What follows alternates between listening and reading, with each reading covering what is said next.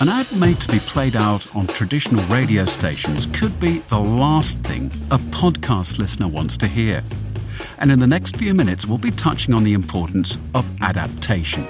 This is Tripod, an essential guide to audio advertising from specialist audio agency Trisonic. I'm its co-founder Matt Hopper, and with my guests, creative consultant Kieran Murphy and creative head at BBC Creative Debbie Dillon, we'll be asking, change for change's sake? We've spoken about, we've touched on using different channels for to promote a product or a service. What about within audio itself? We have podcasting, we have linear radio, we have digital audio. Is it okay to use the same copy everywhere? No, it could be, but at a stretch, because listeners consume these channels in very different ways. As you said, 85% of podcasts are listened to on headphones. It varies where people listen to broadcast radio. Sometimes it's in the car, sometimes they're in a busy office, sometimes they're in their kitchen listening on a smart speaker.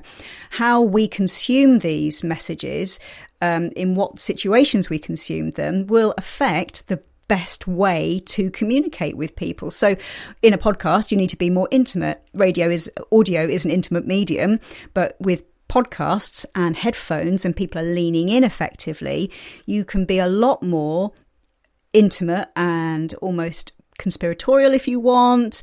You don't shout at people, whereas on broadcast radio, you've got to cut above the noise of what's going on when they're playing back-to-back hits and playing all those ads and people are shouting at you. It's a completely different situation.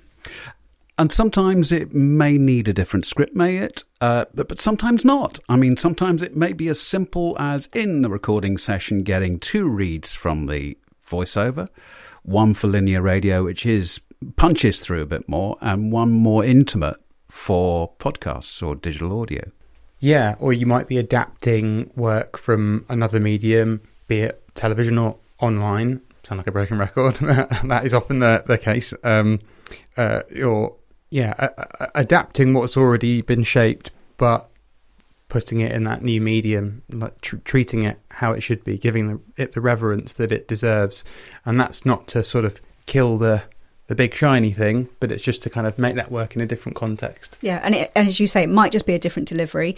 It might be that you have different processing, different treatment of your music. Yeah, different mixes. Mixes. And that can be very cost effective, obviously, because you're only really doing it once. You're just doing different versions. But yes, you don't have to reinvent the wheel.